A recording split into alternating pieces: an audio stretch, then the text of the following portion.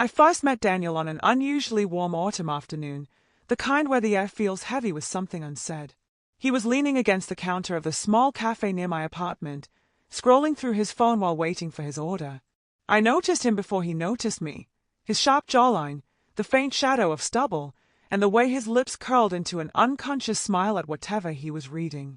When he finally glanced up and our eyes met, it was brief, but there was an undeniable spark. We started talking a week later when I ran into him again in the same cafe. This time, I introduced myself, and to my relief, he remembered me. Our conversation was casual at first, the kind of small talk that feels polite but leaves you wanting more. There was something magnetic about him, an ease in his voice, the way he seemed both guarded and open at the same time. I didn't know much about him then, except for the way my pulse quickened when he laughed. It wasn't until our third meeting that he mentioned he had a boyfriend.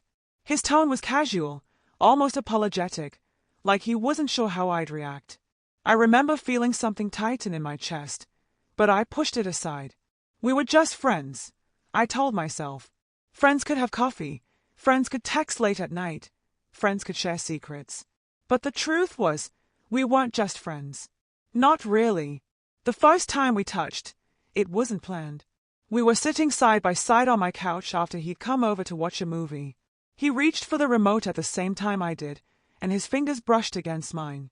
It should have been nothing, a fleeting contact. But neither of us moved away immediately. He looked at me then, really looked at me, and I saw the hesitation in his eyes, the silent question he was too afraid to ask out loud. I don't remember who leaned in first, only the way the world seemed to fall away when our lips met. After that, everything changed. We didn't talk about what it meant, didn't set rules or boundaries. We just kept finding excuses to see each other. A walk in the park turned into holding hands in the shadows. Cooking dinner together turned into kisses stolen between stirring the pasta and setting the table. It was intoxicating, dangerous, and I couldn't get enough. Still, the guilt was always there, hovering between us. I knew he went home to someone who trusted him, someone who probably never suspected a thing. Sometimes, after he left my apartment, I'd sit on my bed and stare at the door, wondering what I was doing, why I was letting myself be part of something I knew could break someone else's heart. But the moment I saw his name light up my phone, all those thoughts faded. There was one night I'll never forget.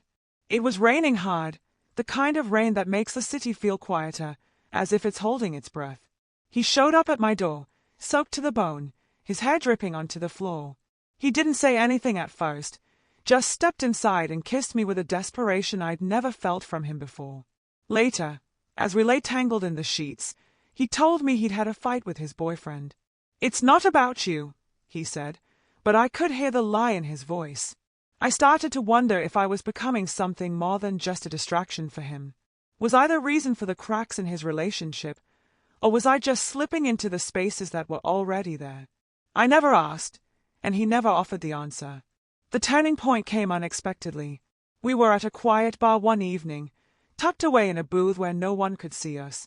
He was laughing at something I'd said, his hand resting on my knee under the table, when his phone buzzed. I watched his face shift as he read the message, concern replacing his smile. He excused himself to take the call, and I sat there staring at his half-empty glass, listening to the rain tapping against the window. When he came back, something was different.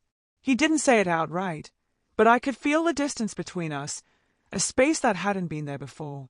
Later, he told me his boyfriend had found a message from me on his phone. "I told him you're just a friend," he said, his voice low. I wanted to ask if he believed that himself, but I didn't. We didn't see each other for a week after that. The silence was unbearable, every day stretching out like a punishment. When he finally texted, it was to say we needed to talk. We met in the same cafe where we'd first seen each other, but this time there was no warmth in his eyes. He told me he couldn't do this anymore, that he loved his boyfriend and wanted to make things right. I nodded, pretending to understand, but inside I felt something shatter. We parted with a hug that lingered too long for strangers but not long enough for lovers. I walked home in a daze, the streets around me a blur of headlights and neon signs. That night, I lay awake replaying every moment we'd shared, from the first accidental touch to the last goodbye. I wondered if he was lying in someone else's arms, thinking about me the way I was thinking about him. Weeks passed, and I tried to move on. I deleted his number, avoided the cafe, told myself it had been nothing more than a mistake. But sometimes, when the rain fell just right, I'd remember the way he'd looked at me that night, the way he'd said my name like it meant something.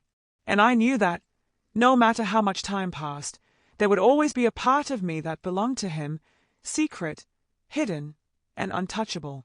Because that's the thing about a secret affair. It doesn't just end when you stop seeing each other. It lingers, woven into the fabric of who you are, a quiet ache you carry long after the world thinks you've let it go. And though I'll never see him the same way again, I know that somewhere, in the spaces between memory and desire, we still exist.